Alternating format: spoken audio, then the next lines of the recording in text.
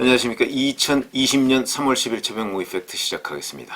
자, 울산 중구, 민주당의 울산 중구에서 경선 결과가 발표됐습니다. 경선 결과는 임동호 전 민주당 최고위원이 경선에서 이겨서 이번 4.15 총선에서 임동호 전 최고위원이 민주당 울산 중구 후보자로 나설 수 있게 됐습니다. 그런데 임동호 전 최고위원은 임동호 본인 문제보다도 사실은 송철호 현 울산시장과의 경선 문제, 그러니까 청와대 선거 개입 의혹 사건과 관련한 여러 가지 얽힌 얘기들, 그런 것들이 훨씬 화제가 됐던 그런 인물입니다. 이번에 울산 중구에서 사실은 임동호 전 최고, 임동호 예비후보하고 경선을 했던 사람은 김광식 전 근로복지공단 상임감사. 근데 이 김광식 전 감사를 임동호 전 최고위원이 누르고 경선에서 승리했습니다.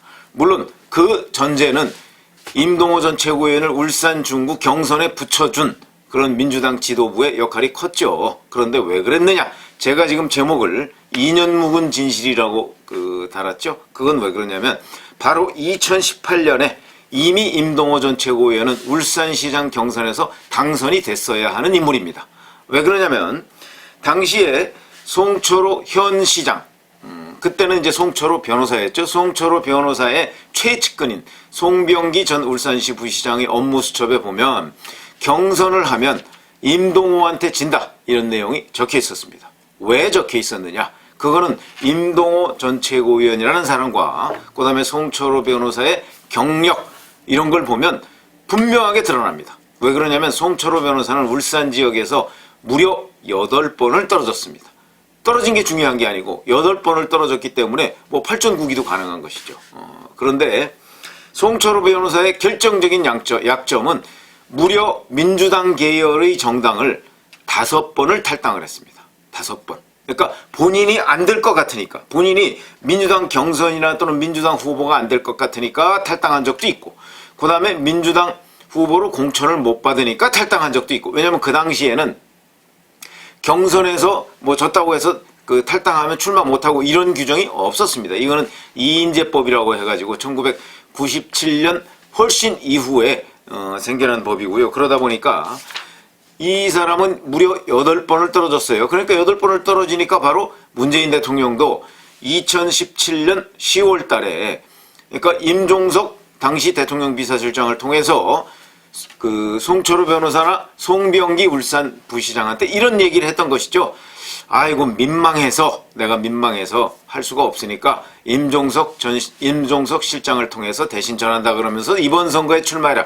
2018년 6월 지방선거에 출마하라, 이런 얘기를 전한 적이 있습니다. 왜 그러냐? 그때까지 8번을 떨어졌기 때문에, 8번 떨어졌으면 뭐 변호사 해가면서 벌어놓은 돈은 뭐 다 없어졌다고 봐야죠.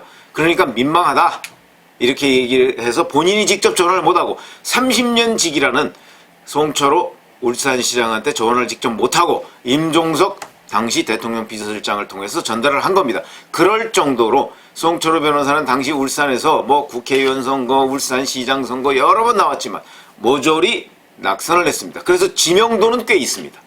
그 지역에서 또 변호사 활동을 오래 했기 때문에 지명도도 있죠. 그러니까 제가 보건대도, 제가 객관적으로 봐도 그냥 만약에 본선에 붙였으면 송철호 변호사가 임동호 전 최고위원보다는 표를 많이 얻었을 겁니다. 그건 뭐 당연하죠. 왜냐하면 워낙 낙선 경력이 많고, 그 다음에 뭐 임동호 전 최고위원이 공학박사입니다. 공학박사니까 민주당에 있는 다른 후보들보다는 어느 정도 퀄리피케이션, 그러니까 자격 요건이 갖춰졌다고 충분히 예상할 수 있지만, 송철호 변호사는 또 변호사입니다. 그렇기 때문에 그 둘 간을 비교하고 그동안의 울산에서의 인지도, 이런 것들을 종합적으로 고려한다면, 그리고 실제 선거에 나온 이후에 실적, 득표 결과, 이런 것까지도 감안을 한다면 송철호 변호사가 경쟁력이 있는 건 사실입니다. 본선에서. 그러나 문제는 이건 경선 아닙니까? 경선이고, 결정적인 문제점은 임동호 전 최고위원은 민주당과 정말 잔뼈가 같이 굵은 사람인 반면에 송철호 변호사는 민주당을 들락날락 했던 사람이니까 당연히 민주당, 어차피 경선을 하면 민주당 당원들 중심의 경선입니다. 그때까지만 해도 울산 시민, 울산 유권자들이 경선에 참여하는 예가 없었습니다. 요즘에니까 뭐 권리당원 절반, 일반 여론조사 절반 그렇게 했죠. 그 옛날에는 물론 2018년 4월 이즈음에 이제 경선이 만약에 실제 있었다면 그때 있을 텐데, 그때는 물론 그 일반 유권자들의 여론조사 뭐 이것도 했죠. 했는데 거기서 일부 지더라도 당원들한테 워낙 압도적인 지지를 받을 가능성이 컸기 때문에 제가 보건대는 그때 경선을 치렀으면 임동호 전 최고위원이 송철호 변호사를 눌렀을 것이다. 그거는 뭐 거의 명백한 진실입니다. 그거는 송병기라는 사람이 업무수첩에도 그렇게 적혀있죠. 경선에서는 진다고. 왜 그러냐면 송철호 변호사는 탈당 경력 같은 것은 다 감점 요인입니다. 근데 임동호 전 최고위원 간단하게 한번 보시면 노무현 대통령 후보 시절에 울산 남구 선대위원장을 지냈습니다. 이때 언제입니까? 2002년입니다. 이때 임동호 전 최고위원 몇 살 때냐고요? 34살 때입니다. 34살 때. 그러니까 이미 아주 일찌감치부터 울산은 민주당의 불모지대죠.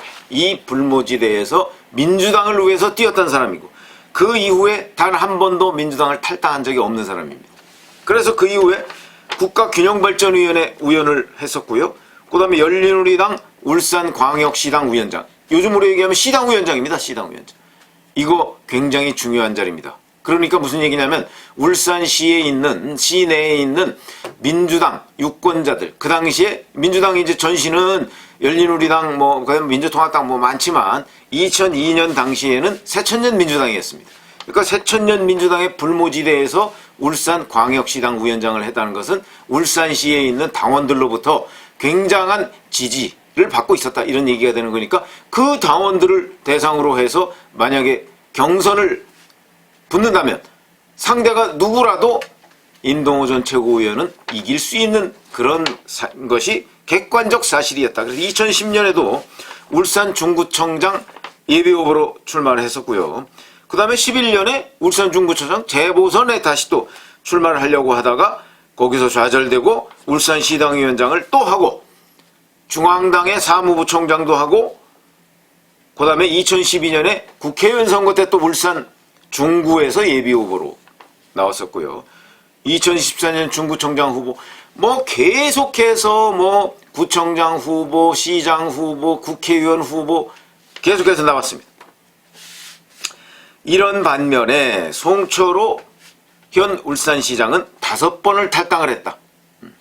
이런 것들이 결정적으로 그 당시에 경선 경쟁력을 좌우하는 요소가 되는데, 그러니까 만약에 2018년 4월 달에 경선에 붙었으면 송철호 변호사를 임동호 전 최고위원이 눌렀을 것이다. 그거는 송병기 시장의 업무수첩에도 나와 있다. 그래서 사실은 문재인 대통령의 30년 직이라는 송철호 변호사를 당선시키기 위해서 당시 민주당은, 그때 대표가 추미애 법무부 장관이었습니다. 대표가 2018년 4월 2일 울산시장 후보로 나왔던 세 사람, 송철호, 그 다음에 임동호 전 최고위원, 심규명 변호사, 이렇게 세 사람을 상대로 면접을 합니다. 면접하자마자 바로 다음날 4월 3일날 송철호 변호사로 단수공천을 합니다. 그래서 이 사람들이 반발하다가 나중에 승복을 하는데, 그렇기 때문에 제가 말씀드리는 것은 임동호 전 최고위원이 만약 그때 울산시장 후보로 해서 경선에 붙었다면 송철호 변호사를 눌렀을 것이다. 근데 이번에는 울산 중구 국회의원 예비 후보로 김광식 전 감사를 누르고 이제 당선이 돼서 민주당 울산 중구 국회의원 후보자로 나서게 됐다. 근데 이 사실은 제가 지금 말씀드렸지만 바로 2018년 4월 달에 있었어야 할 그 경선의 결과와 마찬가지 똑같은 결과가 된 것이다. 이렇게 지금 제가 말씀을 드리는 것이죠. 그래서 바로 2년 묵은 진실이 이제야 나타났다. 이렇게 말씀을 드리는 겁니다. 그래서 임동호 전 최고위원, 여기서 이제 울산 중구에서 미래통합당 후보하고 이제 본선을 치르게 됐는데, 그래서 이 문제는요, 임동호 전 최고위원의 경우에는 청와대 선거 개입 의혹 사건과 관련해서 여기에 아주 어찌 보면 핵심적인 피해자 중에 한 사람입니다. 그런데 본인이 그 후에 오사카 총영사, 고베 총영사 이런 것을 한병도 당시 청와대 정무수석한테 제안을 받아서 그걸 가지고 협상을 하고 어쩌고 했기 때문에 울산시장 경선, 울산시장 선거, 그에 대한 청와대의 선거 개입 의혹 사건과 관련한 재판이, 수사와 재판이 일단 4.15 총선 때까지는 미뤄진 상태죠. 만약에 윤석열 검찰총장이 4.15 총선이 끝난 뒤에 이 선거 개입 의혹 사건과 관련한 수사를 다시 재개할 경우에는 아마 전부 다 이 사람들이 당선이 되더라도 전부 다 송철호 현 울산시장을 포함해서 전부 다 위험해질 수 있다. 한병도 전 정무수석 같은 경우는 익산에서 출마를 했고 거기에서 이제 공천을 받았는데 한병도 전 수석도 지금 피고인이죠. 그렇기 때문에 한병도 전 수석, 임동호 전 최고위원, 송철호 현 울산시장 이런 사람들 곧 그 다음에 오늘부터 황운하 전 울산지방경찰청장, 그때 울산시장 선거 개입 의혹 사건의 핵심 실무 지휘자였죠. 울산지방경찰청장이었으니까 이 사람도 대전 중구에서 지금 오늘부터 경선에 들어갑니다. 그래서 만약 이 사람의 경우에도 대전 중구 경선에서 당선이 된다면 이 사람을 포함해서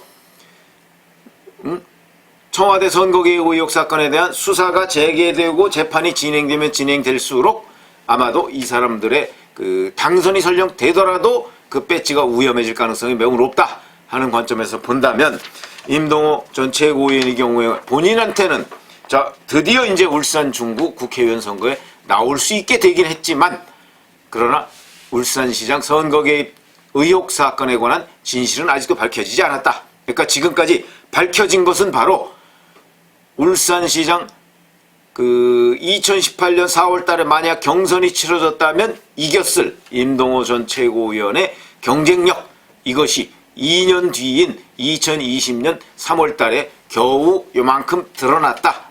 그러나 이것도 일시적인 결과가 드러나는 것에 불과하지, 만약 청와대 선거 개입 의혹 사건에 관한 검찰의 수사가 재개되고 그리고 이에 대한 재판 결과가 나온다든가 재판이 진행된다든가 뭐 이렇게 될 경우에는 또다시 위험에 처할 가능성이 있다. 물론 임동호 전 최고위원은 피해자이긴 하지만, 그래서 제가 지금 오늘 말씀드리고자 하는 것은 그 2년 전의 민주당 울산 경선의 진실이 이제야 그 모습을 드러냈다. 이런 말씀을 드리려고 합니다. 임동호 전 최고위원이 과연 울산 중구에서 이번에 그 본인의 수건인 배지를 달 수 있을지 뭐 그거는 미지수입니다만은 제가 유튜브를 해드린 대로 여러 가지 여론조사 결과 등을 종합해 보면 부산, 울산, 경남의 이른바 낙동강 전선, 민주당의 낙동강 전선, 이게 2016년과 2018년에는 견고하게 구축이 됐지만 2020년 3월 이즈음에 있었던 거기에 그 여론과 그 다음에 4월 15일 다음 달에 바로 있을 총선에 영향을 미칠 여러 가지 여론조사 결과들을 종합해 본다면 부산, 울산, 경남의 민주당 후보들의 당선 가능성은 매우 낮다. 2016년, 2018년과 다르다. 그러니까 임동호 전 최고위원은 2016년, 2018년 그 선거에서 경선을 치러보지도 못했고 이번에는 경선에서 이겼지만 본선에서 이 게임은 2018년에는 매우 유망했던 것이고 그때는 탄핵 직후니까 탄핵 직후인 뿐더러 문재인 정부 출범 직후 아닙니까? 그때는 유리했었지만 지금 2020년 임동호 전 최고위원의 국회의원 도전은 세상이 변해서 이제는 그렇게 유리한 환경이 아니고 오히려 불리한 환경 속에서 치러지게 됐다. 그래서 임동호 전 최고위원의 정치적 운명이 참 묘하다, 기구하다 이런 말씀을 드립니다. 물론 결과는 4월 15일 밤늦게 나오겠죠. 그때 한번 보시고요. 여하튼 지금까지의 전체 여론조사 결과를 종합하면 임동호 전 최고위원의 정치적 운명도 그렇게 34살 때부터 정치에 투신을 했는데도 그것이 지금 이렇게 기구한 운명을 여기까지 맞게 됐다. 이런 말씀을 드립니다. 감사합니다.